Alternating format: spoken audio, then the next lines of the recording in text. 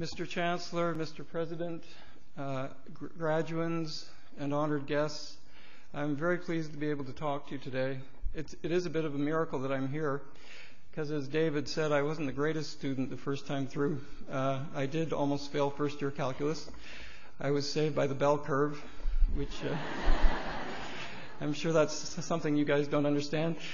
And I also got the lowest mark in my creative writing class. So when I graduated, I really didn't think there was much I could do. And it was only until much later in life that I realized that through relentless practice and by imitating writers that I loved and from learning from masters in various fields that I could actually develop a skill for something.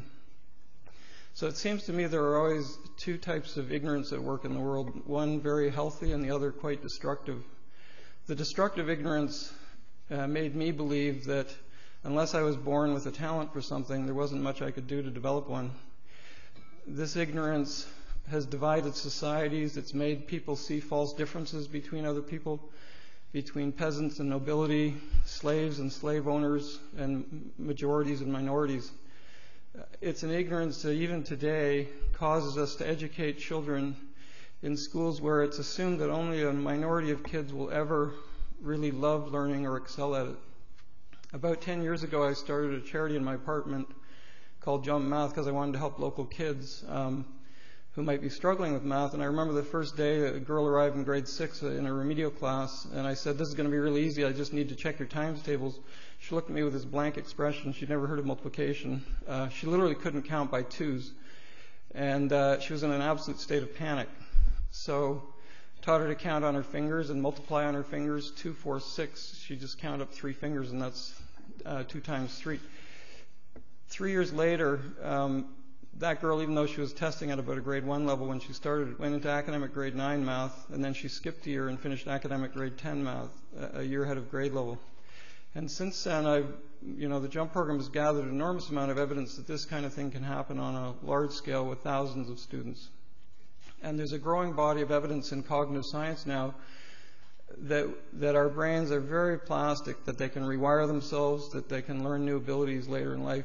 It's turning out we know almost next to nothing about our brains and our potential. There's also a body of evidence that through rigorous instruction and practice, you can nurture ability in virtually any child in almost any field. So about 5 years ago, I gave a lesson to teenagers who were at a detention center awaiting trial. And I told them I used to think I was really dumb when I was younger. And I promised them if they didn't understand something in the lesson, they could stop me, I'd explain it. They weren't too happy at first, but gradually they got into it. And by the end of the lesson, they'd all done about 10 pages of work. They were high-fiving us. They were yelling for extra questions. And this one girl made me stand there and put check marks on 10 pages of work. And after I was finished, she said, "I've never had that in my life. I've only had this." And she put a big X across her page. So the letter X is a very fitting symbol for our failure to care for individuals like that girl who happened to fall behind in life or in school. The crossed lines really do evoke the barriers we put through ignorance and through indifference between too many kids and their unrealized potential. But the letter X is also a symbol for a different kind of ignorance and potentially redeeming ignorance. Because in math and the sciences, letter X is the most frequently used letter symbol for the unknown. Einstein once wrote, "The most beautiful and deepest experience one can have is the sense of the mysterious. One who has never had this experience seems to me, if not dead, then at least blind. To sense that behind anything that can be experienced, there is something that our mind cannot grasp, and whose beauty and sublimity reaches us only indirectly and is a feeble reflection. This is religiousness. In this sense, I'm religious." I've always been struck in my 30 years of teaching by how much children, when they're allowed to learn math or any subject without fear or frustration, how much they love solving puzzles, exploring patterns, getting more and more deeply into a problem, showing off to a caring adult. They have a sense of wonder and mystery that most adults have forgotten. I remember in one school I even broke up a fight once by telling the boy who'd started it that if he didn't apologize, I wouldn't give him his bonus question. And he apologized for a question in math.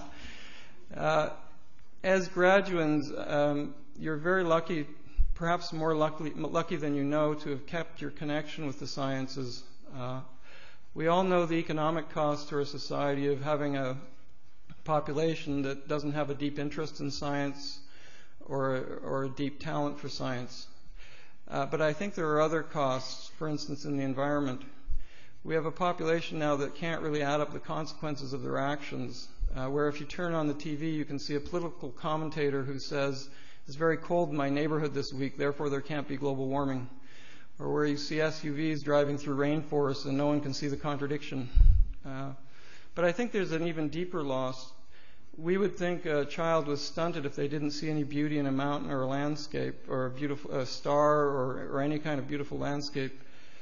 But we think it's natural for students to graduate from high school without any real sense of the invisible beauty of the world, the incredible connections, the symmetries, and the unbelievably elegant design of the universe that you begin to understand when you do mathematics and the sciences.